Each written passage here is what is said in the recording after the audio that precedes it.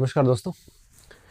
हम पढ़ रहे थे वैदिक सभ्यता और वैदिक सभ्यता में हमने ये सारी बातें कर ली थी और पूर्व वैदिक में भी हमने राजनीतिक जीवन पढ़ लिया था और सामाजिक जीवन भी पढ़ लिया था। आज हम आर्थिक जीवन की बात करेंगे और कल की क्लास में धर्म और दर्शन करके फिर अपने उत्तर वैदिक काल पे आ जाएंगे। ठीक है, तो बात को शुरू करते हैं।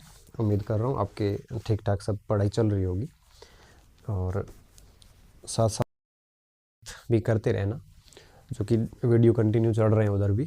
तो आप ऐसे वेट मत किया करो कि आधुनिक भारत पूरा होगा उसके बाद ही पढ़ेंगे। अभी से उसको देखते रहो, क्योंकि आधुनिक भारत का 70% हिस्सा फर्स्ट पेपर के आधुनिक भारत से कवर हो रहा है। तो अगर वो साथ साथ में करते रहोगे ना, तो आप यूँ समझिए कि जिस दिन हमारा आधुनिक भारत कवर होगा, पूरा होगा, उस दिन आप समझिए कि 70% आधुनिक भारत हो चुका होगा। ठीक है ना, साथ साथ में देखते रहिए, इनमें देता रहूँगा। आगे छुट्टियाँ आ रही है तो हम वीडियो की नंबर संख्या भी बढ़ा देंगे। अब धीरे धीरे 2 वीडियो भी कर देंगे। ठीक है, अभी थोड़ा कॉलेज जाना पड़ता है तो डेली 2 दिनों में 3 वीडियो आ पाते हैं। जैसे छुट्टियाँ हो जाएगी ना, उसके बाद में आगे हमें वो वीडियो की संख्या बढ़ा देंगे। ठीक है, वैसे भी टोटल हमारे इस बैच में 300 के आसपास वीडियो बनेंगे, जिसमें से आधे वीडियो और रहे हैं। ठीक है, 3-1 महीने और लगेंगे, 3-4 महीने, ज़्यादा कुछ बचा नहीं है मामला। ठीक है, तो बात शुरू कर रहे हैं और अब हम पढ़ने वाले हैं आज आर्थिक जीवन के बारे में, कि पूर्व वैदिक काल में लोगों की इकोनॉमी कैसे चलती थी उसके ऊपर। ठीक है, अब सबसे पहले हम ये देखेंगे कि आर्थिक जीवन में हम क्या पढ़ने वाले हैं। आर्थिक जीवन, ठीक है, आर्थिक जीवन, और इसमें सबसे पहले हम देखेंगे पशुपालन, क्योंकि आर्यों की जो इकोनॉमी थी, पूर्व वैदिक आर्यों की, उसमें सबसे बड़ा योगदान जो था वो था पशुपालन का। कृषि से भी ज़्यादा योगदान था। पशुपालन के बाद में हम देखेंगे कृषि के बारे में, फिर हम देखेंगे उद्योगों के बारे में, और उसके बाद में हम देखेंगे व्यापार वाणिज्य के बारे में। ठीक है, व्यापार वाणिज्य, तो इन 4 आयामों पर हम बात करने वाले हैं इस टॉपिक के अंदर, कृषि, उद्योग और व्यापार वाणिज्य। ठीक है, ये 4 आयामों पर बात करेंगे हम। एक एक पॉइंट देखते हुए चलेंगे, कहाँ से प्रश्न बनते हैं ये भी समझते हुए चलेंगे, सारी चीज़ें देखेंगे। ठीक है, सबसे पहले मैं बात करता हूँ पशुपालन के ऊपर। देखिए, जहाँ तक पशुपालन की बात है, तो हमें पशुपालन में मोस्टली प्रश्न जो बनते हैं वो मैं पहले ही बता देता हूँ आपको। सबसे पहली चीज़ ये आती है यहाँ पे कि आर्यों की अर्थव्यवस्था का प्रमुख आधार कौन सा था। बड़ा था, तब हमने कहा था जीविका निर्वाह कृषि पर आधारित थी, तो इकोनॉमी के अंदर सबसे बड़ा योगदान आपके इसका व्यापार वाणिज्य का था, और जीविका निर्वाह में सबसे ज़्यादा कृषि पर लोग डिपेंड थे। वैसी स्थिति आज के भारत की भी है, जीविका निर्वाह में आज भी हम लोग कृषि के ऊपर निर्भर है। उसी तरह से जब वैदिक सभ्यता की बात आएगी, तो वैदिक सभ्यता के अंदर जो लोगों की जीविका निर्वाह का हो, चाहे इकोनॉमी का मेन आधार का हो, वो था पशुपालन। लोग खेती से भी ज़्यादा तवज्जो देते थे, तो पशुपालन को तवज्जो देते थे। ये हम किस बेस पे कह सकते हैं? ये हम इस बात पे कह सकते हैं, इस आधार पर कह सकते हैं कि ऋग्वेद में पशुपालन का उल्लेख कृषि से कहीं ज़्यादा हुआ है। अब इसका सीधा उल्लेख तो नहीं मिलता, क्योंकि कहीं पे गाय का उल्लेख मिलता है, जैसे 176 बार गाय का है, भिन्न भिन्न पशुओं का भिन्न भिन्न मिलता है, तो उसका कोई विशेष आंकड़ा नहीं आएगा परीक्षा में। न खेती का आता है, खेती में 24 श्लोक ज़रूर है, लेकिन कृषि कितनी बार है, ऐसा विशेष आंकड़ा नहीं आता। तो फिर भिन्न भिन्न किताबों में भिन्न भिन्न आंकड़े लिख लिए, ज़्यादा लोड नहीं लेना इसमें। तो कहने का मतलब है कि पशुपालन खेती से ज़्यादा महत्वपूर्ण था। और इसके पीछे मेन कारण क्या हो सकता है कि आर्य लोगों को खेती का इतना ज्ञान नहीं था, या फिर आर्य लोग खेती कम क्यों कर रहे थे, इसके पीछे क्या रीज़न हो सकते हैं। तो इसके पीछे जहाँ तक रीज़न की बात है, तो ऐसा माना जाता है कि आर्य स्टार्टिंग से ही यायावर थे, घुमक्कड़ थे, और एक स्थान से दूसरे स्थान जाते थे में पशुपालन तो हो जाता था, पशु उनके साथ रहते थे, लेकिन एक ही स्थान पर रहकर कृषि करना थोड़ा ठीक नहीं था। तो आरंभ में पूर्व वैदिक काल एक आरंभ ही था इनका। तो इस समय ये लगभग स्थायित्व को प्राप्त नहीं हुए थे, पूर्ण रूप से नहीं हुए थे। तो खेती से थोड़ा कम परिचित थे, खेती करते थे, लेकिन कम था मामला। पशुपालन ज़्यादा था क्योंकि पहले से यायावर प्रवृत्ति के थे। लेकिन जैसे ही उत्तर वैदिक काल के बाद में जब ऋग्वेदिक काल के बाद जैसे उत्तर वैदिक काल आएगा, हम देखेंगे कि कृषि का महत्व ज़्यादा हो गया था, क्योंकि अब लोगों ने एक प्रकार से स्थायी रूप से आर्यों ने रहना स्टार्ट कर दिया था और अब यायावर जीवन खत्म हो गया था उनका। ठीक है, तो एक ये कारण है। अब आप इसका मतलब ये मत निकालना कि पूर्व वैदिक काल के आर्य यायावर थे, एक स्थान पे नहीं रहते थे, ऐसा नहीं है। पूर्व वैदिक काल के जो आर्य थे वो अभी भी पशुपालन की प्रवृत्ति से बाहर नहीं आए थे, क्योंकि वो उनका यायावरी ज़्यादा होती थी, खेती कम होती थी। एक स्थान से दूसरे स्थान जाना उनका बना रहता था। आया तो कृषि को प्रमुखता का स्थान दिए जाने से पहले पूरा का पूरा पशुपालन ही था। न आर्य इतने बढ़िया ज़्यादा अच्छे औजारों से परिचित थे खेती के, न खेती की इतनी ज़्यादा विधियाँ आती थी, क्योंकि वो भूमक्कड़ टाइप के थे। लेकिन समय के साथ साथ में आर्यों को कृषि का अच्छा खासा ज्ञान हो गया, तो उसके बाद में पशुपालन का स्थान कृषि ने ले लिया था। लेकिन पूर्व वैदिक काल में मेन स्थान किसके पास रहा? पशुपालन का, अर्थव्यवस्था में पशुपालन का। एक तो ये पॉइंट। दूसरी, ये इंटरव्यू प्रश्न बनते हैं कई बार। दूसरा पॉइंट यहाँ पे ये बनता है कि ऋग्वेदिक आर्य जो थे उनका प्रिय पशु कौन सा था, महत्वपूर्ण पशु कौन सा था। तो यहाँ पे गाय और घोड़े से कई बार सवाल आते हैं। गाय के कई सारे नाम आते हैं, हम आगे देखेंगे। गोहन है ना, गोधन, गोपति, गोधुली, ऐसे कई सारे नाम आते हैं। तो एक तो इन गायों के नामों से प्रश्न आ जाता है। कई बार घोड़े से भी प्रश्न आ जाता है कि आर्यों का प्रिय पशु कौन सा था या महत्वपूर्ण पशु कौन सा था। तो महत्वपूर्ण पशु तो गाय था, लेकिन प्रिय पशु की बात आती है तो घोड़ा था, क्योंकि घोड़ा रथ में, युद्ध में उपयोग में लिया जाता था और आर्य ऐसा माना जाता है कि युद्ध प्रिय व्यक्ति थे। तो घोड़ा और गाय से कई बार सवाल यहाँ से बनते हैं। तो पशुपालन से ये 3-4 सवाल ही बनते हैं। अब हम सबसे पहले इसका पूरा का पूरा एक प्रकार से रेडी कर लेते हैं, लिख लेते हैं पॉइंट टू पॉइंट, और फिर हम आते हैं कृषि के ऊपर। ठीक है, अब इसमें हमें लिखना क्या मैं है वो एक प्रकार से अब बीच में लाना चाहूँगा, ताकि आप भी इसको शॉर्ट में है वो नोट्स बना दो, ताकि आपको रिवीजन में दिक्कत नहीं होगी। ठीक है, सबसे पहली चीज़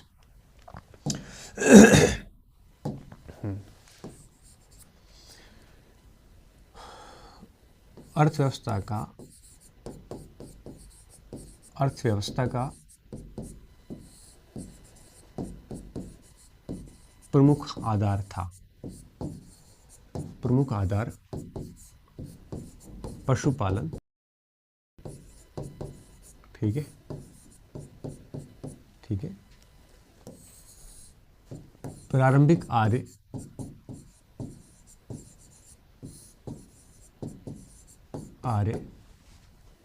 यायावर प्रवृत्ति के होने के कारण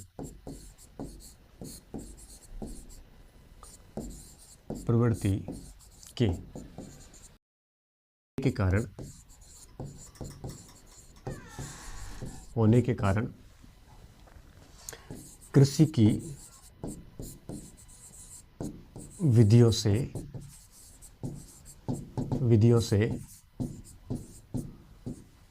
पूर्ण रूप से परिचित नहीं थे। पूर्ण रूप से परिचित नहीं थे।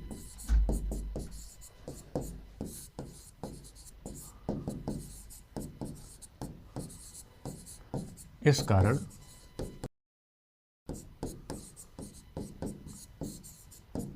पशुपालन मुख्य आधार था।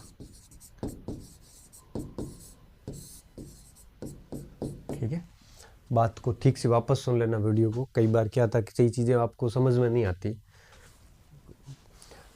3-3 बार बोल लेता हूँ तो भी आपके कई बार बात समझ में नहीं आती। पता नहीं आप का लर्निंग सिस्टम इतना कम, जबकि मैं बहुत स्पष्ट रूप से बोलता हूँ। बहुत ही कम ऐसे शिक्षक होते हैं स्पष्ट रूप से बात को बोलते हैं।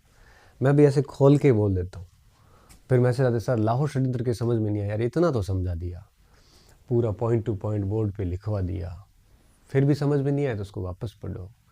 फिर भी नहीं आए तो किताब चेक करो। अब मैंने तो आपको वहाँ जितना समझाना था उतना बहुत अच्छे से समझा दिया, फिर भी आपको कई बार समझ में नहीं आता है, तो वीडियो को वापस सुना करो। समझ में नहीं आता है तो एक आधी तो किताब भी देख लो, कहीं देख लो कहीं, क्या पता सुनने से ना समझ में आए तो पढ़े हुए में से समझ में आ जाएगा। वैसे भी आप क्रॉस चेकिंग तो हज़ारों किताबों से करते ही हो, तो एटलीस्ट जब भी ऐसी कोई बात आती है जो वीडियो को 3 बार सुनने के बाद भी आपको समझ में नहीं आती है, तो ऐसी स्थिति में इतिहास के विद्यार्थी हो, किताब एक आधी तो आपके पास होगी होगी, उसमें से देख लो। क्या पता मेरी बात समझ में नहीं आई हो तो किताब से समझ में आ जाती है।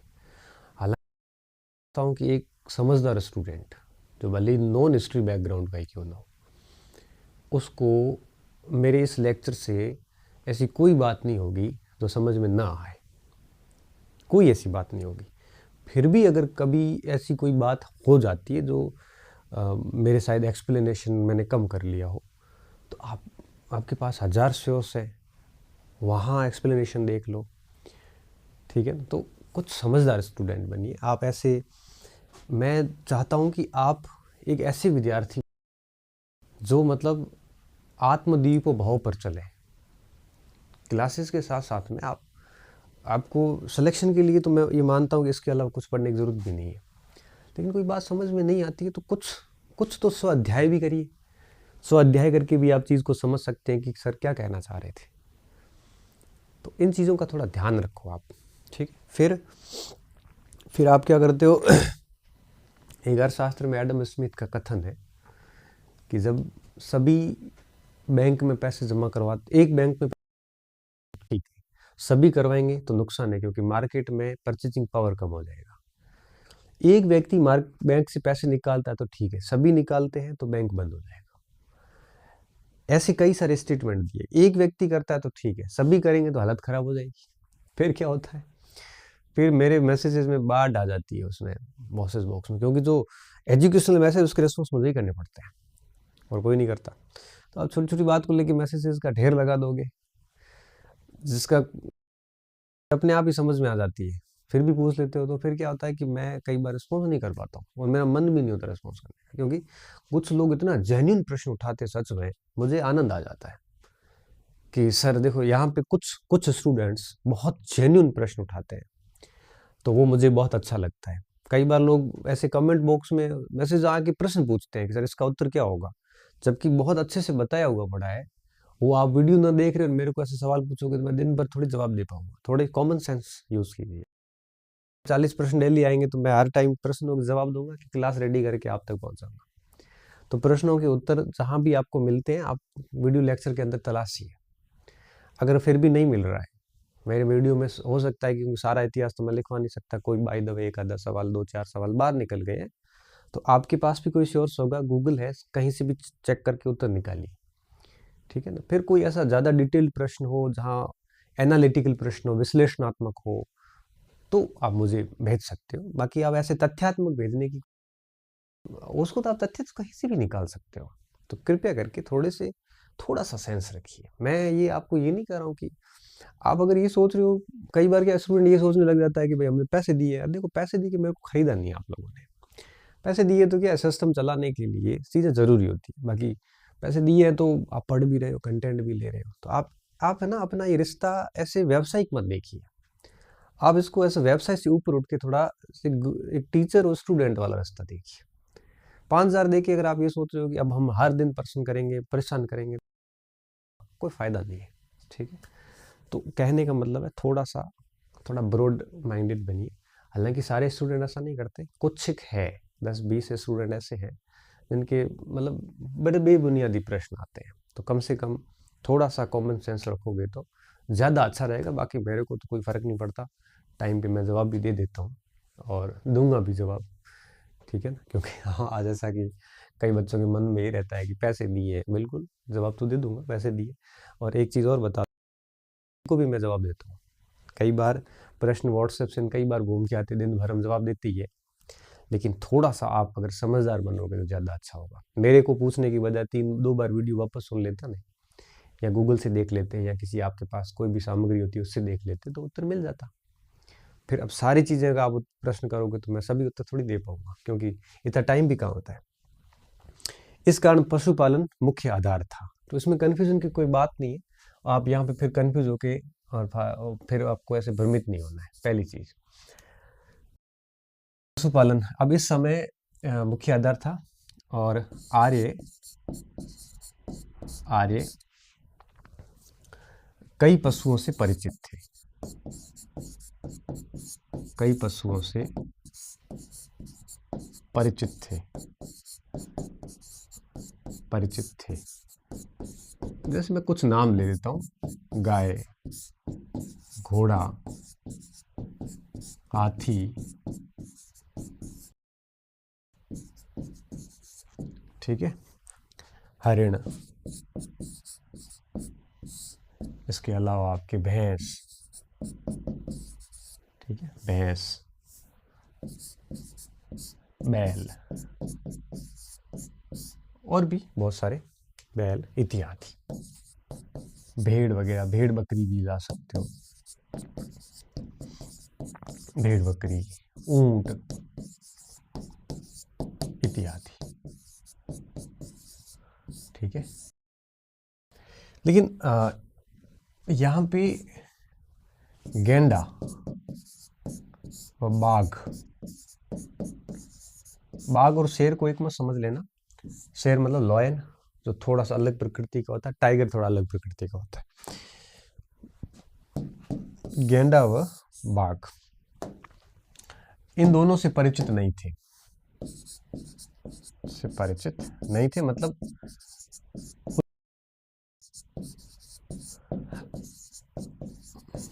उल्लेख नहीं,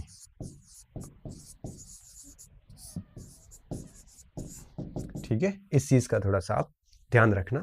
बाकी तो लगभग सभी से परिचित थे, सभी का लगभग उल्लेख हुआ। गधे का भी उल्लेख है, ऊंट, गधा, गधर्व कह सकते हो, इन सभी का उल्लेख है। बस उल्लेख नहीं है तो गेंडा व बाघ का उल्लेख नहीं है।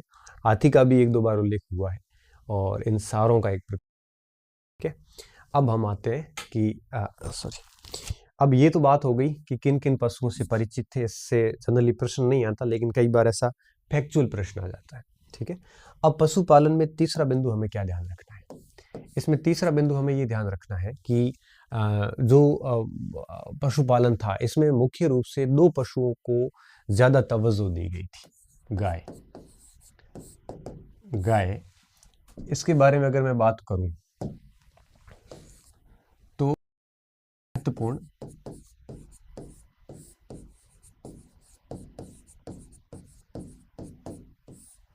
वो पवित्र पशु माना जाता था।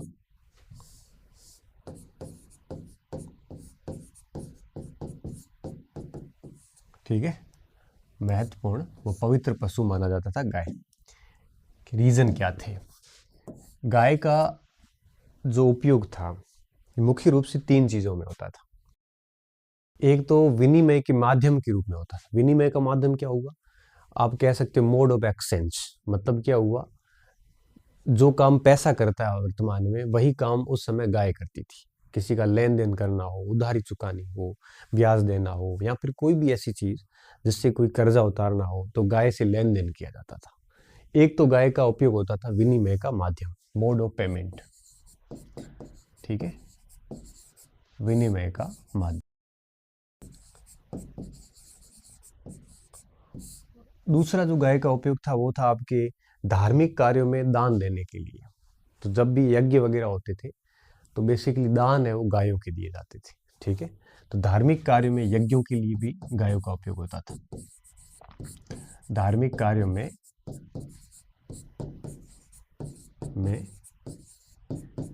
यज्ञों में, ठीक है। इसके साथ साथ में दान हो गया। और तीसरा जो उपयोग था इसका वो था घरेलू कार्यों में, घरेलू उपयोग। तो ये गाय के 3 मेन उद्देश्य थे, पहली चीज। दूसरा पॉइंट आपको क्या ध्यान रखना है, गाय के लिए ऋग्वेद में गाय के लिए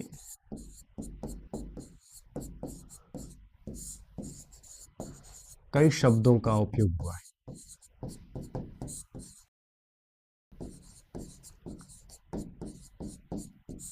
176 बार हुआ है।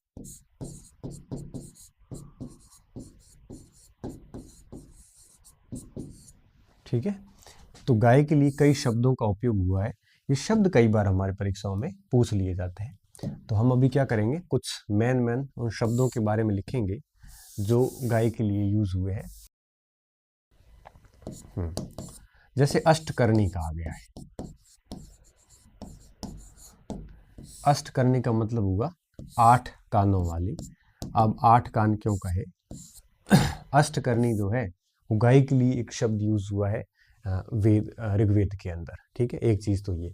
इसके अलावा अब आगे जितने भी और शब्द आएंगे ना, उनके आगे गौ शब्द जरूर आएगा। ठीक है, अब एक शब्द आता है गोधुली। गोधुली वेला किसे बोलते हैं हम?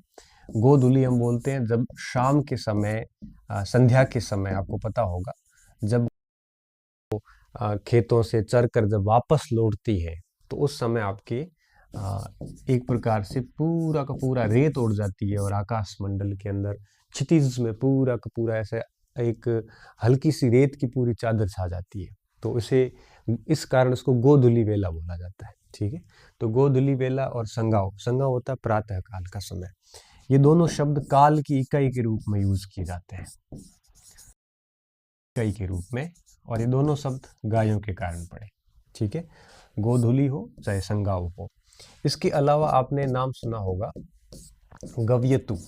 ठीक है, गव्यतु शब्द जो है, आप हम कई बार गांव में आज भी इधर हमारे गांव में इधर बाड़मेर साइड में एक शब्द यूज किया जाता है कि कितने कितने गऊ दूर है वो, आज भी यूज किया जाता है। हमारे यहाँ पे गऊ का मतलब 3 किलोमीटर से माना जाता है, बाड़मेर जैसलमेर। तो गऊ मतलब 3 किलोमीटर की इकाई मानी जाती है आज भी। जैसे जनरली कोस भी बोलते हैं। ठीक है, कोस का मतलब 2 मील से लगभग। तो गऊ की इकाई आज भी मानी जाती है, और वेदों में इसके लिए गव्यतु शब्द का उपयोग किया जाता है। गव्यतु, और एक शब्द आता है गोचरमन। गोचरमन का मतलब होता है गाय जहां तक जा सकती है चरने के लिए। तो ये दोनों शब्द आपकी एक प्रकार से दूरी की इकाई थी। किसकी? दूरी की इकाई मानी जाती है, जाता है गव्यतु व गोचरमन से। ये भी बहुत इंपॉर्टेंट है। सीधा सवाल आता है कि गव्यतु का मतलब क्या है, और इस टाइप से। चौथा शब्द देखिए, राजा के लिए आपको हमने पढ़ा था जनस्य गोपा। जनस्य गोपा का मतलब था कि ऐसा व्यक्ति जो उस क्षेत्र की गायों की रक्षा कर सके, जनस्य गोपा। और इसके अलावा आपके जो गायों की रक्षा कर सके उसे गोपा बोला जाता था, और गोपति। ये दोनों शब्द राजा के लिए यूज किए जाते थे। तो जनस्य गोपा, गोपति, ये शब्द भी राजा के लिए यूज हुए। तो कहने का आप साफ मतलब समझ रहे होंगे कि कितना इंपॉर्टेंट था ये। ठीक है, इसके अलावा दुहिता शब्द आता है। दुहिता कहा जाता था पुत्री को। पुत्री को दुहिता इसलिए कहा जाता था जो आपकी गाय को दूहने का काम करती थी। तो गाय को दूहती थी, इसलिए इसको पुत्री को दुहिता शब्द भी कहा जाता है। इसके अलावा गाय को अघन्या भी कहा जाता है। अघन्या का मतलब ये हुआ जिसका वध नहीं किया जाए। ठीक है, इसके अलावा भी बहुत सारे नाम हैं यहाँ पे। जैसे जो अमीर व्यक्ति होते थे, धनी व्यक्ति, धनी उसे माना जाता था जिसके पास में गाय है वो अधिक होती थी। जिसके पास गाय बहुमत में थी, गाय अधिक थी, उसे धनी बोलते थे। अर्थात गोमत, गोमत उसको कहते थे जो धनवान होता था। धनवान की परिभाषा इस समय जो थी वो सिंपल सी परिभाषा थी, जिसके पास में गऊ अधिक थी, जिसके पास में गाय अधिक थी, वो धनवान होता था। तो मतलब गाय की इंपोर्टेंस आप समझ सकते हो, धनवान माना जाता था। ठीक है, इसके अलावा एक शब्द आता है गविष्टि। गवेष्टि, गवेष्टि का मतलब होता है उस समय गायों की खोज करना। गवेषणा शब्द भी इसी से बना, गायों की खोज करना। और जितने भी उस समय मोस्टली जो युद्ध होते थे वो गायों के लिए ही होते थे। ठीक है, तो गायों की खोज, गायों के लिए लड़ाई वगैरह, गायों की खोज, युद्ध, ये इसके लिए गवेष्टि शब्द का यूज होता था। तो आप इन सारे शब्द सकते हो कि कितना महत्वपूर्ण होता था यहाँ पे। ठीक है, तो गाय का वध जो है वो एक प्रकार से नहीं होता था, फिर भी कई बार गाय का वध हो जाता था। तो गो मांस खाने वाले को भी गोहन बोला जाता था, और ये सामान्यतः मेहमान वर्ग होता था। मेहमान होते थे जो गाय का मांस खाते थे। हालांकि वध तो नहीं किया जाता था, फिर भी कई बार कोई चोरी छुपे या ये काम तो पहले से होता आया है, लेकिन बस माना यह जाता था कि गाय का वध होना नहीं चाहिए, फिर भी कई बार हो भी जाता था। ठीक है, बात हो गई यहाँ पे। ठीक है, तो ये गाय के संबंध में ये 8-9 नाम है जो मुझे ठीक लगे, आपको इसको याद कर लेना चाहिए। ठीक है, तो अब अपन देखते हैं गाय के बाद में घोड़े की ओर बात करते हैं। घोड़ा भी इस समय इनका प्रिय पशु था। घोड़ा, घोड़े की अगर अपन बात करें तो घोड़े में सिंपल सा मैटर था कि घोड़े के उपयोग क्या थे। एक तो रथ में था कि रथ हाँकने हेतु घोड़ा चाहिए था। ठीक है, हाँकने हेतु या रथ चलाने हेतु जो भी आप कहो। युद्ध में घोड़ा चाहिए था, युद्ध में। ये दो मेन उद्देश्य थे घोड़े के, इसलिए ये आर्यों का प्रिय पशु माना जाता है। आर्यों का प्रिय पशु। ठीक है, घोड़ा और गाय, वैसे दो गाय भी प्रिय पशु थी, लेकिन घोड़े को ज्यादा तवज्जो देते थे, लेकिन इंपोर्टेंस जो थी वो गाय की सबसे ज्यादा थी इस समय। इन चीजों का आपको ध्यान रखना है। और बाकी क्या क्या था वो हमने सारा देख लिया। तो गाय घोड़ा हो गया और पशुपालन की हो गई। अब पशुपालन हो गया, अब हम देखते हैं कृषि के बारे में। उस समय एग्रीकल्चर सिस्टम कैसा था, इस पर हम बात कर लेते हैं। ठीक है, अलग स्लाइड पे ले लेते हैं एग्रीकल्चर को। कृषि, जैसा कि मैंने कहा कि कृषि इतनी डेवलप नहीं थी जितना उस समय पशुपालन था। रीजन साफ थे कि जो पूर्व वैदिक आर्य थे, आप ऐसे कह सकते हो कि वो बाहर से आए थे नए नए, तो इनको अभी तक खेती की कोई आधुनिक पद्धतियां पता नहीं, न इतने इनके पास में कोई सशक्त उपकरण थे, तो खेती थोड़ी कम ही कर रहे थे। इसका आप एक प्रमाण ये देख सकते हो कि ऋग्वेद के अंदर केवल एक ही खाद्यान्न फसल का उल्लेख है, वो है जौ का, यऊ का 15 बार उल्लेख हुआ है। इसके अलावा अगर अपन देखें तो बहुत ज्यादा फसलों का उल्लेख नहीं मिलता। खाद्यान्न के अलावा दूसरी कोई खेती नहीं होती थी, और खेती के भी हमें बहुत कम प्रमाण ही मिले, उल्लेख भी बहुत कम ही है, कोई बहुत ज्यादा उल्लेख नहीं है। तो इस कारण हम कहते हैं कि पूर्व वैदिक आर्य खेती से ठीक ठाक तरीके से परिचित हो गए थे, लेकिन तो कृषि का महत्व पशुपालन से कम था इस समय, पूर्व वैदिक काल की बात कर रहा है। ठीक है, तो इसमें हमें क्या क्या ध्यान रखना। सबसे पहली चीज, पशुपालन से कम महत्व, पहली बात। दूसरी बात हमें क्या ध्यान रखनी है कि इस समय जो कृषि की जाती थी, इस समय केवल खाद्यान्न कृषि ही होती थी। खाद्यान्न की कृषि ही होती थी। ठीक है, केवल खाद्यान्न की कृषि ही होती थी। और ऋग्वेद में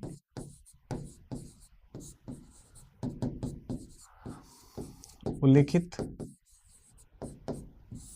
एकमात्र फसल, एकमात्र फसल, एकमात्र खाद्यान्न फसल जौ अथवा यव। ठीक है, तो इस समय जो खेती होती थी वो आपकी केवल खाद्यान्नों की होती थी, मतलब आप समझ सकते हो केवल जीविका निर्वाह थी, इससे ज्यादा कुछ भी नहीं थी। अब खेती कम महत्वपूर्ण थी, और इसके अलावा अगर अपन देखें कि इस समय जो जमीनें थी उसके मालिक उस समय सामूहिक स्वामित्व में जमीनें थी। मतलब ये था कि सारे के सारे जो लोग थे, जमीनें सबकी समान रूप से थी और अपने अपने हिसाब से खेती करते थे, कोई ऐसा पट्टा सिस्टम नहीं था। ठीक है, तो हम यहाँ पे क्या लिखेंगे कि भूमि सामूहिक स्वामित्व में थी, भूमि सामूहिक स्वामित्व में थी। ठीक है, मतलब व्यक्तिगत या निजी स्वामित्व नहीं था, रूप से उस समय जो है वो आपके एक प्रकार से कह सकते हो आप कि स्वामित्व था। तो ये भी आपको ठीक ठाक तरीके से याद कर लेना है। कई बार ऐसे कथन आते हैं, अभी तो क्या ठीक लग रहे हैं, लेकिन परीक्षा में जब कथन आते हैं तो हमारी हालत बड़ी खराब हो जाती है। ठीक है, तो भूमि सामूहिक स्वामित्व में थी, और इसके अलावा अगर अपन देखें तो उस समय हमें वो ऋग्वेद के अंदर, ऋग्वेद में 5 ऋतुओं का उल्लेख मिलता है। ठीक है, ऋतुओं का उल्लेख मिलता है, जिससे हमें ये लगता है कि इस समय आपकी खरीफ और रबी दोनों टाइप की फसलें होती होगी।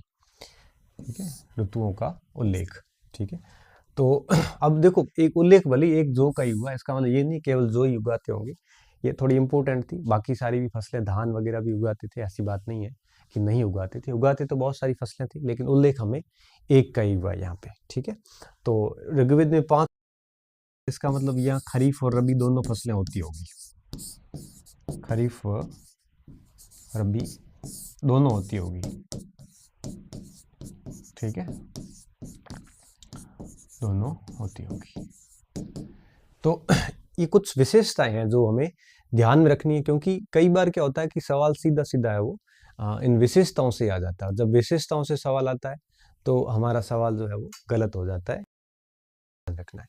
अब देखिए यहाँ पे एक बात और भी ऋग्वेद से मिलती है हमें, क्योंकि जो ऋग्वेद का चौथा मंडल है वो पूरा का पूरा इसको समर्पित है, चतुर्थ मंडल कृषि को समर्पित है, कृषि को समर्पित। ठीक है, समर्पित। यहाँ टोटल 24 सूक्त ऐसी ऋचाएं ऐसी हैं जिनमें इनके नाम मिलते हैं, कृषि से संबंधित है। ठीक है, संबंधित। ये ठीक है, कई बार कुछ छोटे छोटे प्रश्न परीक्षाओं में आते हैं कि कौन सा मंडल कृषि को समर्पित है। वैसे ही वैदिक साहित्य में हम इसको पढ़ने वाले हैं, लेकिन फिर भी हमें थोड़ा देखना है इसमें। इन ऋचाओं में कहीं पे ये लिखा है कि अश्विनी देवता ने मनु को हल चलाना सिखाया। अश्विनी देवता ने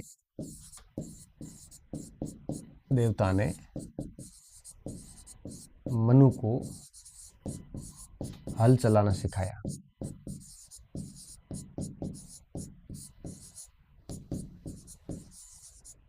ठीक है, और उसके बाद से हल का काम शुरू हुआ। तो देखो, पशुपालन से कम महत्व था, खाद्यान्न फसलें होती थी, भूमि का सामूहिक स्वामित्व था, और वेदों में, ऋग्वेद में इनका यहाँ पे उल्लेख हुआ है। अब हम देखते हैं आगे कि किस तरह से खेती की जाती थी। ठीक, आपको पैराग्राफ लिखना है, और उस पैराग्राफ में हम लिख लेंगे कि खेती का किस प्रकार से की जाती थी। तो उस पैराग्राफ में ऋग्वेदिक नाम भी आएंगे, और साथ साथ में उस पैराग्राफ के अंदर आधुनिक नाम भी आएंगे। जैसे हम हल लिखेंगे तो हल के साथ ये लिखेंगे कि उस समय जो है हल को लांगल, सीरी, है ना, इस टाइप से नाम दिए जाते थे।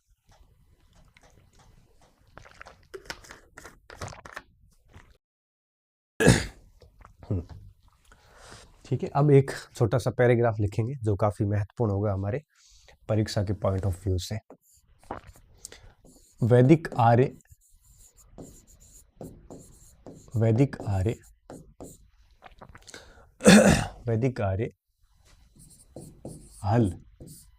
हल को लांगल कहते थे, सीरी कहते थे, फन कहते थे। ठीक है, और ये ध्यान रखना, इस सवाल ऐसे आता सुमिलित करो। ठीक है, जैसे लांगल किसको कहा जाता था, इस टाइप से सुन भी कहते थे। ठीक है, ये मैं नीचे अंडरलाइन करते जा रहा हूं, इन शब्दों को सुमिलित करो में सवाल आता है। ठीक है, हल से कृषि करते थे,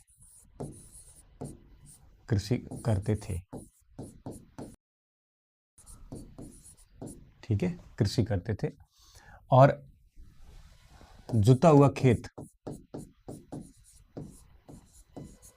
किससे जोता, हल से जोता, और जुता हुआ खेत सीता कहलाता था। जुता हुआ खेत सीता कहलाता था। ठीक है, और खेत में कौन सी फसलें बोई जाती थी, ये मैंने आपको पहले, जुता हुआ खेत सीता कहलाता था। फिर आगे देखिए क्या होता था, खेत जोतने का कार्य जोतने का कार्य हलवाह करता था। हल चलाने वाला हलवाह करता था। हलवा को किवास बोलते थे। ठीक है, कुछ किताबों ने किवान लिखा है, आप किवास समझना है इसको। हलवा करता था। ठीक है, अब देखिए खेत जोत दिया, हल से कृषि करते हुए खेत जोत दिया। अब देखिए आगे सिंचाई हेतु, अब आगे सिंचाई आ जाएगी। कृषि को जल आपूर्ति, कृषि को जल आपूर्ति वर्षा का, क्योंकि कई जगह पे पर्जन्य शब्द यूज हुआ बादलों के लिए। वर्षा,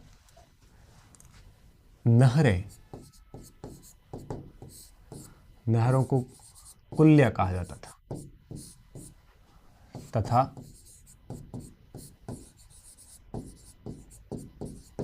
कुओं के लिए अवत शब्द का उपयोग हुआ है। आपूर्ति कुओं के जल से होती थी। ठीक है, ये ऐसे सुमेलित करों में आता था, होती थी। अब देखो इसको मैं अंडरलाइन कर रहा हूं, पर्जन्य, कुल्या और अवत। ठीक है, आगे देखिए, कुओं से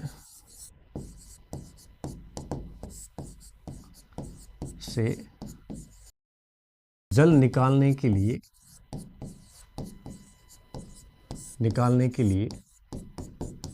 रहट का उपयोग किया जाता था। रहट आपको पता होगा, जैसे आपको जैसे वो बनी हुई होती है पखाल टाइप, वो अंदर डालते हैं, फिर पशु से उसको खींचते हैं। अंदर एक घिरनी टाइप होती है जो आराम से है वो उसको जल को खिंचवाने में मदद करती है। ठीक है, पत्थर का एक चक्र टाइप होता है रहट, जैसे अश्म चक्र या पत्थर का चक्र भी बोलते हैं।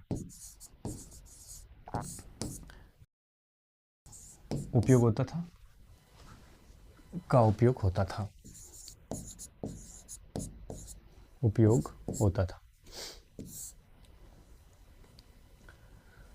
होता था। तत्पश्चात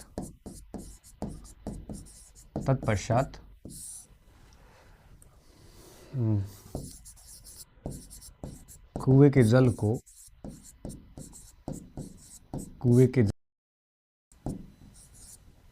जल को नाली बनाकर, नाली को सुशीरा बोलते थे,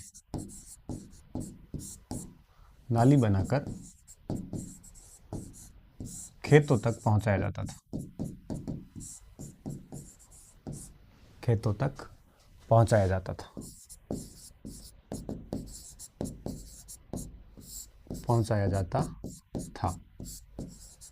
ठीक है, अब खेतों तक जल पहुंच गया, फसलें बो दी, और अब गई बाकी काटने के कई सारे हंसी जो भी यंत्र थे, इनका कोई अलग से नाम नहीं है, तो नॉर्मल वही यंत्र जो आजकल हम खेतों में यूज़ करते हैं, तो उसका नाम लिखने की ज़रूरत नहीं है। फिर फसलें काट दी। ठीक है, काटने के बाद में फिर क्या करते थे, जो भी अनाज हुआ उस अनाज को सबसे पहले क्या करते थे, मापते थे। अच्छा, एक चीज़ और, कुओं के जल को नाली द्वारा पहुंचा दिया था, अब उनके लिए खाद भी डालते थे। ठीक है, और ये क्या करते थे, उपजाऊपन के लिए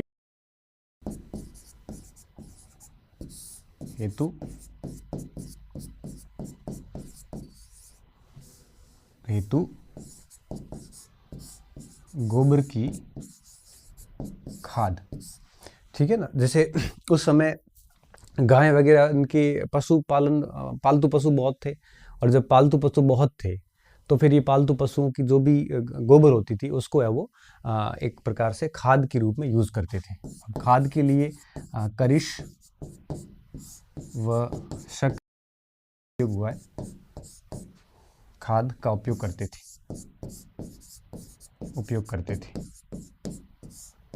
उपयोग करते थे।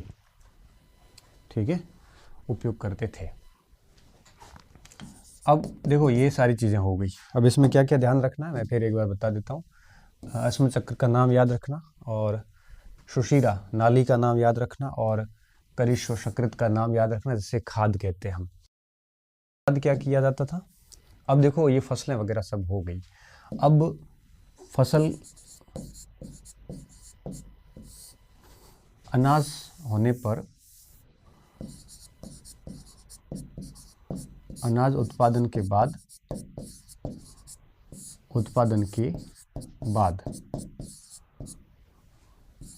उसका मापन किया जाता था। मापन यंत्र कहते हैं से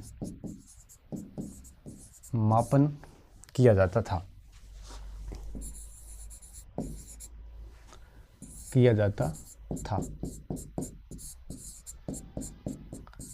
तत्पश्चात एक पात्र में, जिसे स्टीव पात्र कहा जाता है, में अनाज का संग्रहण होता था।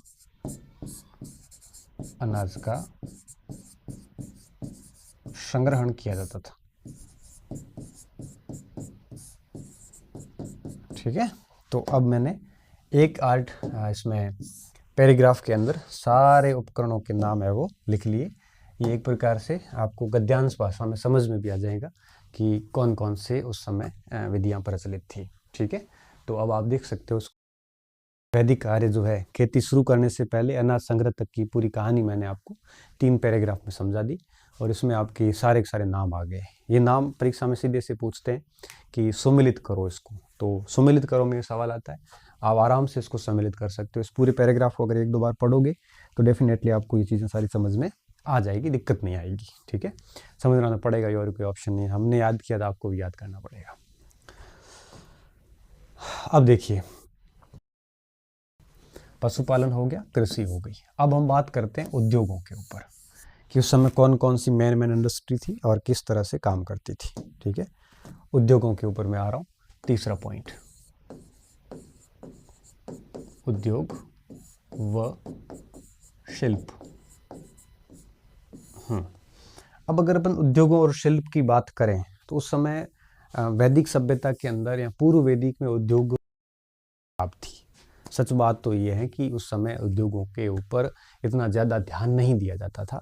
सबसे ज़्यादा ध्यान पशुपालन पे था, और फिर बचा कुचा ध्यान कृषि के ऊपर था। इंडस्ट्री इतनी ज़्यादा विकसित नहीं थी। कुछ वस्त्रों के उद्योग हमें मिलते हैं, सूती और ऊनी वस्त्रों के, जो पहनने के उपयोग में लिए जाते थे। इसके अलावा अगर अपन देखें तो उस समय मोटे मोटे तौर पे कुछ ऐसे शिल्प जरूर थे, जैसे आपके लकड़ी पर तक्षण कला करने वाले, धातुओं पर काम करने वाले करमार, है ना, स्वर्णकार, सोने पर काम करने वाले, भांड से बर्तन बनाने वाले, नृपता नाई के रूप में। तो ऐसे कुछ छोटे छोटे यूँ कहिए कि शिल्प थे। बाकी ज़्यादा बड़े उद्योग इस समय नहीं थे। तो हम यहाँ पे क्या करते हैं, अभी उद्योगों के बारे में देख लेते हैं। उद्योगों में हम 3 टाइप के उद्योग यहाँ पे प्रकाश में आते हैं। सबसे पहला देखिए, वस्त्र उद्योग। वस्त्र उद्योग। अगर वस्त्र उद्योग की मैं बात करूं तो इस समय कई सारी चीजें सामने आती है। सर्वप्रमुख उद्योग यही था।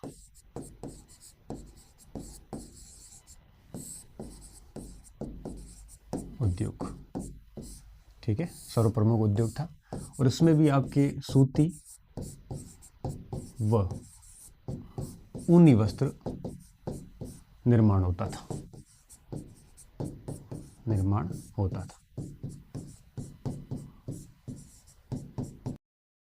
चीज तो आपको ये ध्यान रखनी है।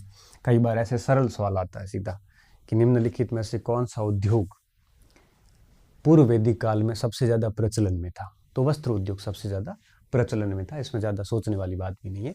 तो एक तो बात होगी ये। अब बात ये आती है कि उस समय जो सूती वस्त्र था, क्योंकि कपास वगैरह का उल्लेख इतना बड़ा हुआ नहीं, तो सूती वस्त्रों का ज़्यादा उल्लेख नहीं मिलता। हालांकि ऊनी वस्त्रों के उल्लेख हमें ज़रूर मिलते हैं। भी था पीछे जब सामाजिक जीवन में नारी के बारे में पढ़ा था तो मैंने बताया था कि नारी के बारे में और साथ साथ में पहनावे के बारे में जब हमने पढ़ा था तो बहुत सारे नाम हमने लिख लिए थे ऑलरेडी। थोड़ा सा अपन यहाँ पे भी देखेंगे। एक जगह लिखा है कि जो पुरुषनी नदी है रावी नदी के तट पर एक प्रकार से रंगीन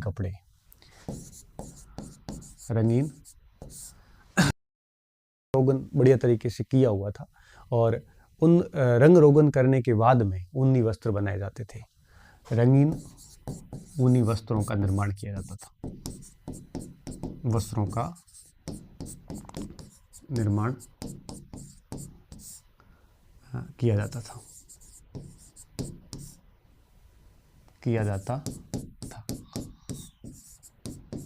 ठीक है, ये विशिष्ट टाइप के वस्त्र थे। बाकी ऊनी वस्त्रों में था नहीं, लेकिन पूर्व वैदिक काल में रावी नदी के किनारे स्पेशली इनका निर्माण है वो किया जाता था। ये एक बहुत बड़ी बात है। और इसके साथ साथ में और हम देखें ऊनी वस्त्रों के बारे में तो गांधार की भेड़ की ऊन काफ़ी प्रसिद्ध थी। गांधार की भेड़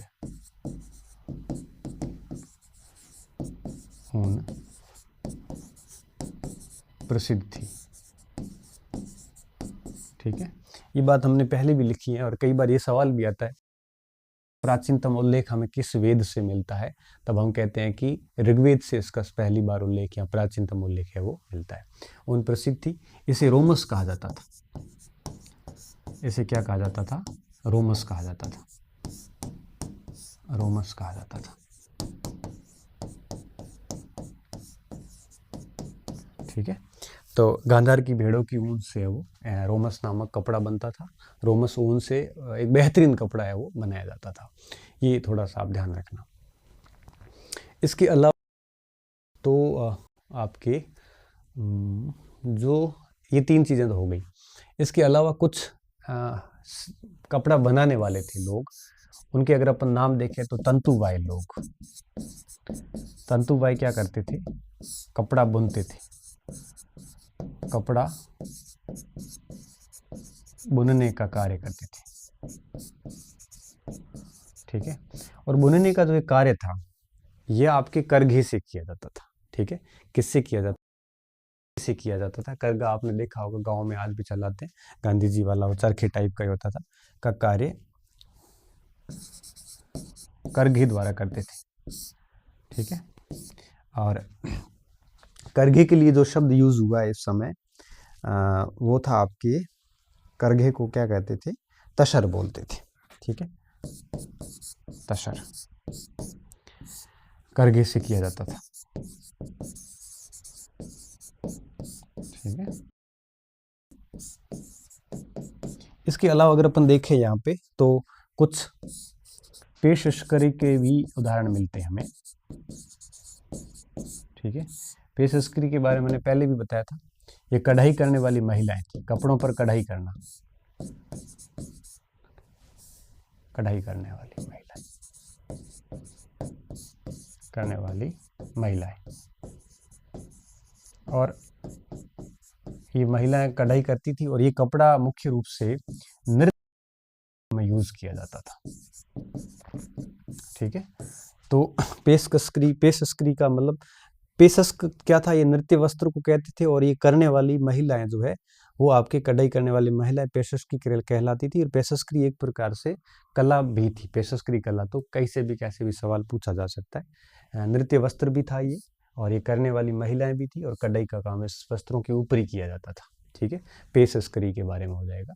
तो ये मोटे मोटे तौर पर बातें थी इस वस्त्र उद्योग के बारे में। ठीक है, आप लिख लीजिए इसको। वस्त्र के शिल्प उद्योग भी था। कौन सा उद्योग? शिल्प उद्योग। शिल्प उद्योग के अंदर अपन सीधे नाम ले तो सबसे बड़ा उद्योग था उस समय तक्षण। ठीक है, सबसे विकसित शिल्प उद्योग था ये।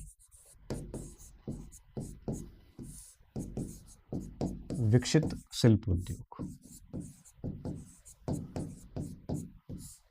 तक्षण का मतलब होता है जो नक्काशी हम जैसे कहते हैं, लकड़ी के ऊपर जो नक्काशी की जाती है उसे इसका मेन अधिकारी तक्षा होता था और ये तक्षा आपके सभी शिल्प समूह का अध्यक्ष भी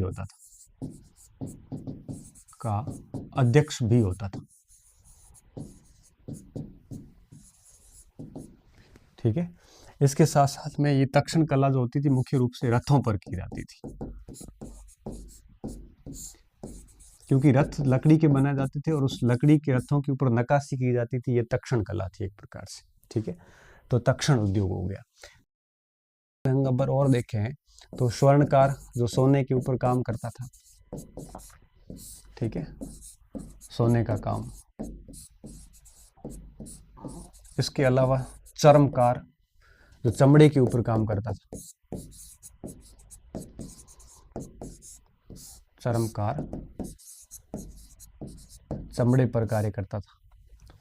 ठीक है। इसके अलावा अगर अपन देखें तो कर्मार धातु उद्योगों के काम करते थे। ठीक है, धातु उद्योगों में कार्य करने वाले कर्मचारी कर्मार कहलाते थे। तंतुवायत मैंने ले लिया। ठीक है। एक था कुलाल। कुलाल वो होते थे जो आपके मृद भांड बनाते थे, मिट्टी के बर्तन बनाने वाले।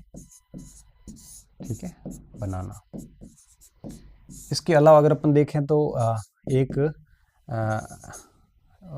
वाप्ता भी था। वाप्ता मतलब नाई। वाप्ता नाई।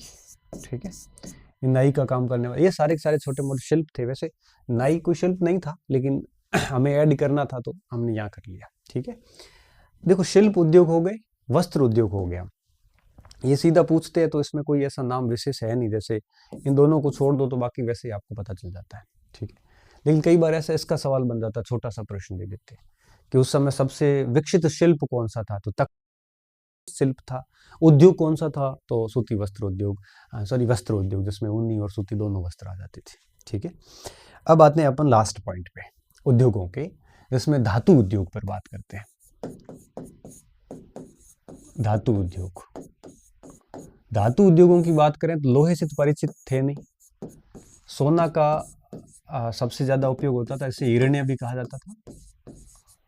और इससे क्या बनाए जाते थे, आभूषण। और बनाता कौन था, स्वर्णकार। ये हमने बात। इसके अलावा हम देखें जो चांदी है, एक मिनट, अयस। अयस धातु मिली है, लेकिन अभी तक पता नहीं कि अयस है क्या। लेकिन अधिकांश विद्वान ये कहते हैं, अधिकांश विद्वानों का ये क्या मानना है, अधिकांश विद्वान का मानना है कि अयस तांबे को कहा जाता था। ताम्र अथवा कांस्य को मानते हैं। कुछ विद्वान तो ये कहते हैं कि भाई सोने और शीशे को छोड़ के कोई सी भी धातु अयस हो सकती है, उल्लेख हुआ ऋग्वेद के अंदर। इन दो का मुख्य रूप से उपयोग किया जाता था। तीसरा देखिए, चांदी। चांदी का, यहाँ इसको अपन रजत कहें, इसका कहीं पर भी उल्लेख नहीं है। तो उल्लेख नहीं है, इसका मतलब इसका उपयोग नहीं होता होगा। उल्लेख नहीं है कहाँ पे, ऋग्वेद में। लेकिन इसका उल्लेख अथर्ववेद में जरूर है। अथर्ववेद में इसका उल्लेख है, का उल्लेख है, इसका उल्लेख है। ठीक है, एक चीज वो होगी। इसके अलावा हम अगर लोहे की बात करें तो लोहा अभी तक इसका उपयोग नहीं हुआ। ठीक है, तो चांदी और लोहे की स्थिति सेम थी, दोनों का उपयोग नहीं था। और अयस सबसे सर्वाधिक उपकरण इसी के थे,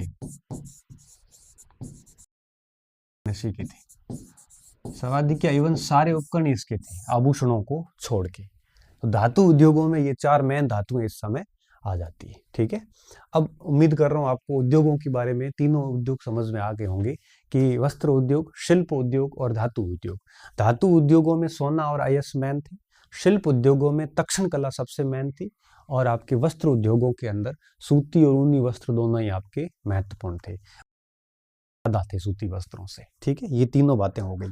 अब हम सबसे लास्ट में आते हैं इस आर्थिक जीवन के, और अब हम देखने वाले हैं व्यापार वाणिज्य, ट्रेड एंड कॉमर्स जिसे कहते हैं। जो चीजें उत्पादित हुई इन चीज़ों का व्यापार कैसे किया जाता था उसके ऊपर हम बात करेंगे। ठीक है, तो व्यापार वाणिज्य पे आते हैं। अब कुछ चीज़ें क्या है, वैदिक काल में थोड़ी समझने की तो है ही है, लेकिन साथ साथ में कुछ पॉइंट्स ऐसे भी जो रटने पड़ेंगे। जैसे अब ये नाम वगैरह तो रटने ही पड़ते हैं और कोई ऑप्शन बचता नहीं है। बस ये है कि एक कोई जैसे जैसे आर्य किताब है ना, तो आर्य में क्या है ना, सीधे फैक्ट फैक्ट फैक्ट फैक्ट भरे हुए हैं, तो सीधे फैक्ट याद नहीं होते, लेकिन अगर अपन एक स्टोरी फॉर्मेट में डाल के फिर वो पकड़ में आ जाते हैं। जैसे हमने अभी कृषि का पैराग्राफ बनाया ना, तो उस पैराग्राफ में 20 फैक्ट बनते हैं, तो 20 फैक्ट याद नहीं हो पाते, लेकिन वो पैराग्राफ याद हो गया तो कई सारी चीज़ें पकड़ में आ जाएगी, तो पढ़ने में थोड़ा सा रुचिकर हो जाता है। तो हमारा यहाँ पे प्रयास ही रहे कि अपन कंसेप्ट भी लेके आए, ताकि कंसेप्ट के उस गारे में क्या होता है, फैक्ट पकड़ में आ जाता है और आपको पढ़ने में क्या बोरियत भी नहीं होती, चीज़ें समझ में आनी शुरू हो जाती है। ठीक है, तो व्यापार वाणिज्य का क्या मैटर था। अब जिस समय में, जिस काल में आप ऐसे समझिए कि उद्योग धंधे इतने विकसित नहीं हो, तो जब उद्योग धंधे विकसित नहीं होते हैं तो उस काल में विद्यार्थियों व्यापार वाणिज्य भी इतना विकसित नहीं होता।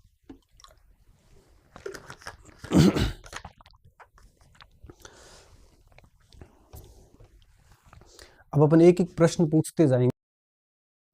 सबसे पहला पॉइंट, व्यापार वाणिज्य की क्या स्थिति थी, तो हम कहेंगे कि उस समय व्यापार वाणिज्य बहुत ही कमजोर था,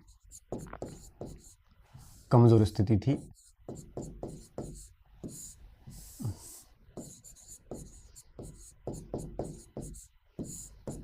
क्यों? क्योंकि उस समय इंडस्ट्री है वो विकसित नहीं थी, और जब इंडस्ट्री विकसित नहीं होगी तो आप व्यापार वाणिज्य करोगे किसका। न कृषि विकसित थी, तो जब दोनों ही स्थितियां अल्प विकसित थी तो व्यापार वाणिज्य भी ठीक नहीं होगा, पहला पॉइंट। दूसरा पॉइंट, इस समय जो व्यापार वाणिज्य होता था, क्या वो विदेशों के साथ भी था? नहीं था। उस समय विदेशी व्यापार नहीं था, क्योंकि इतना उत्पादन भी नहीं था कि विदेशों में भेज सके, विदेशी व्यापार नहीं था। अब तीसरा पॉइंट प्रश्न हमारे दिमाग में ये उठेगा, तो फिर क्या बिल्कुल होता था। ठीक है, मतलब एक गांव से दूसरे गांव के बीच में होता था स्थानीय व्यापार, व्यापार होता था, बस यही व्यापार होता था। इस कारण से ग्रामीण अर्थव्यवस्था कहते हैं। हड़प्पा की तरह नहीं थी ये, इसे क्या कहते हैं, ग्रामीण अर्थव्यवस्था कहते हैं।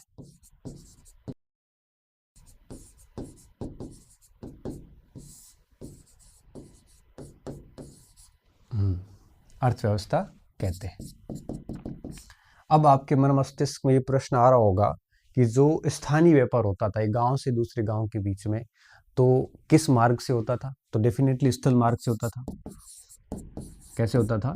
स्थल मार्ग से व्यापार होता था, से व्यापार होता था, और निश्चित रूप से बैलगाड़ियों से होता था।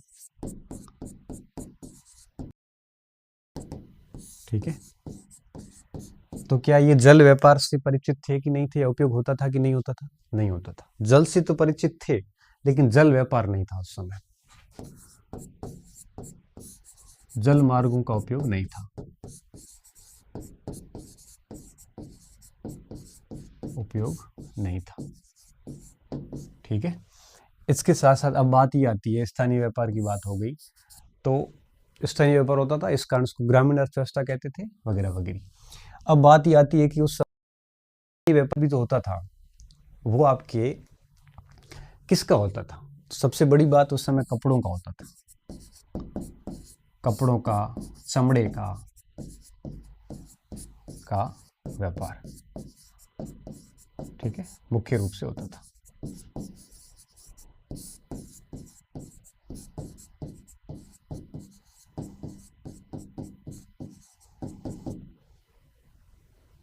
ठीक है, ये बात हो गई। सबसे इंपॉर्टेंट बात कि व्यापार तो होता था, लेकिन व्यापार का माध्यम क्या था? जैसे आज व्यापार होता था, हम मुद्रा से व्यापार करते, मुद्रा विनिमय का माध्यम है। विनिमय का मतलब होता है एक्सचेंज करना। मैंने आपसे कोई वस्तु खरीदी तो उसके बदले में आपको पैसे दूंगा। ठीक है, ये विनिमय का माध्यम है मुद्रा। तो उस समय विनिमय का माध्यम क्या था? तो इस समय विनिमय का माध्यम मुद्रा तो थी प्रचलन में, लेकिन मुद्रा की वैल्यू पता नहीं थी।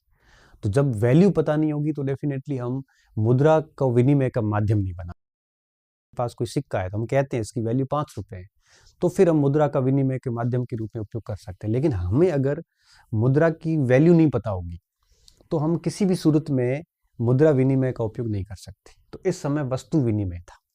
क्या था? वस्तु विनिमय था। इस समय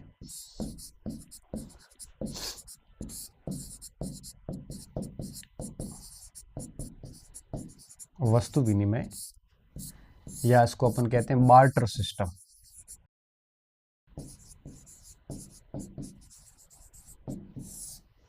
प्रचलन में था।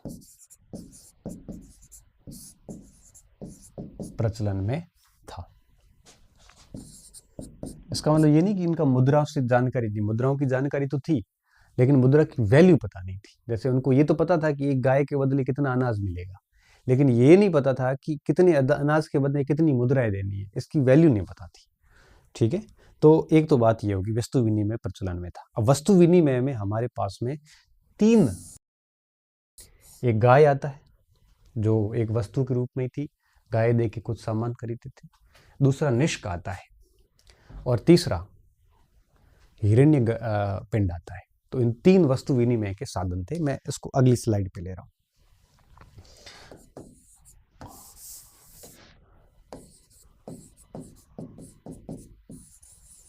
वस्तु विनिमय के माध्यम। वस्तु विनिमय का मतलब होता है वस्तु दे के वस्तु लेना। ठीक है, और इसके माध्यम में गाय तो हमने पहले ही पढ़ लिया है, और गाय हो गया था। ठीक है, दूसरा था निष्क। निष्क, निष्क क्या था? इसके संबंध में 3 मत आजकल प्रचलित है। कितने मत? 3 मत। अब देखिए, पहला मत ये कह रहा है कि निष्क एक सोने का हार था, स्वर्ण, ठीक है, जो गले में पहना जाता था।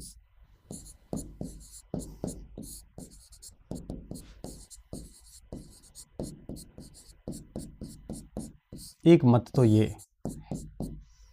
ठीक है, स्वर्ण हार रखा था। दूसरा मत क्या है, जो सबसे मान्य मत है? दूसरा मत ये कहता है कि निष्क जो है ये गोल्ड स्टैंडर्ड था।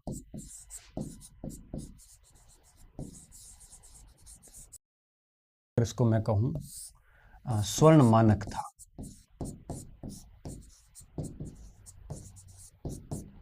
गोल्ड स्टैंडर्ड था, जो कि वस्तु विनिमय में उपयोग किया जाता था। वस्तु विनिमय में प्रयोग होता था,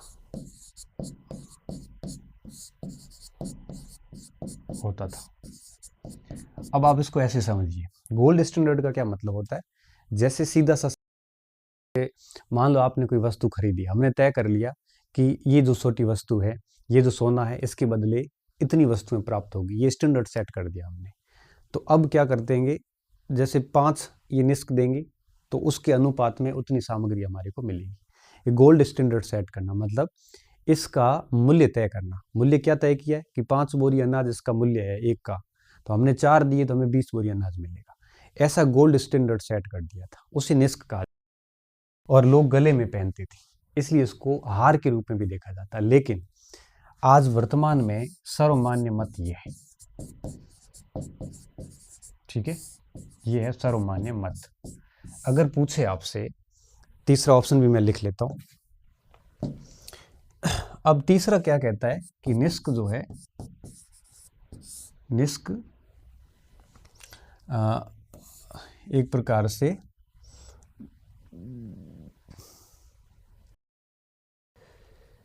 तीसरा मत, अच्छा एक चीज और, ये सर्वमान्य मत है, और तीसरा मत जो दिया जाएगा ये भंडार कर से रिलेटेड है। और भंडार कर ने तीसरे का सीधा सा यही बोला था, इसके आसपास से बोला था कि निष्क एक स्वर्ण मुद्रा है। क्या है, स्वर्ण मुद्रा है। स्वर्ण मुद्रा का मतलब वापस वही गोल्ड स्टैंडर्ड से हो गया। स्वर्ण मुद्रा है जिस पर हार का चित्र बना हुआ है, हार का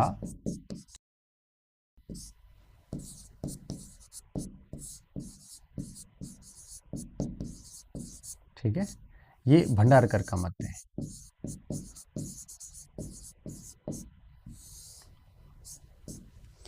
ठीक है, किसका मत है, भंडारकर का। तो निष्क के संबंध में 3 मत है, ये सबसे इंपॉर्टेंट है। अब अगर ऑप्शन परीक्षा में इस प्रकार से सवाल आ जाए, तीनों ही ऑप्शन, प्रश्न डिलीट के चांसेस बढ़ जाते, लेकिन आपको गोल्ड स्टैंडर्ड करके आना है, स्वर्ण मानक करके आना है, जो वस्तु विनिमय के रूप में यूज होता था। क्यों? क्योंकि निष्क जो था वो बेसिकली हार बाद में था, सबसे पहला उसका उपयोग वस्तु विनिमय के रूप में था। ये चीज ध्यान रखनी है आपको। और इसके साथ में ये तो एक तो ये हो गया, दूसरा निष्क हो गया, तीसरा था हिरण्यपिंड। हिरण्यपिंड, हिरण्यपिंड के बारे में भी भंडारकर ने बात रखी थी। इसका मतलब ये था कि ये भी एक स्वर्ण मुद्रा थी, स्वर्ण मुद्रा थी जो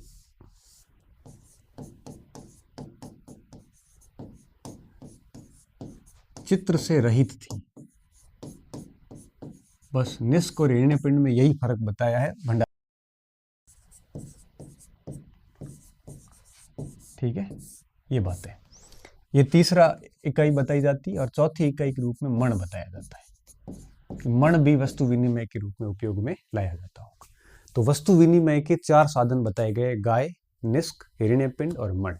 हिरण्यपिंड क्या था, जिसकी ऐसी स्वर्ण मुद्रा जिसके ऊपर चित्र नहीं था, और निष्क ऐसी स्वर्ण मुद्रा थी जिसके ऊपर हार था। ऐसा भंडारकर इनके बीच के अंतर करते हैं। ये था गोल्ड स्टैंडर्ड, और इसके बेस पे फिक्स रेट तय कर दी थी निष्क की, उसके बेस पे जो है वो वस्तुएं खरीद सकती थी। तो ये था इसका आर्थिक जीवन, हमने व्यापार वाणिज्य भी कर लिया। अब जो कल की क्लास होगी उसमें हम देखने वाले हैं इनका धर्म व दर्शन के बारे में। धर्म व दर्शन बहुत इंपॉर्टेंट पॉइंट है, ये सबसे इंपॉर्टेंट है इसमें से। ठीक है, तो बहुत बहुत धन्यवाद विद्यार्थियों, अच्छे रहिए, मस्त रहिए और पढ़ते रहिए।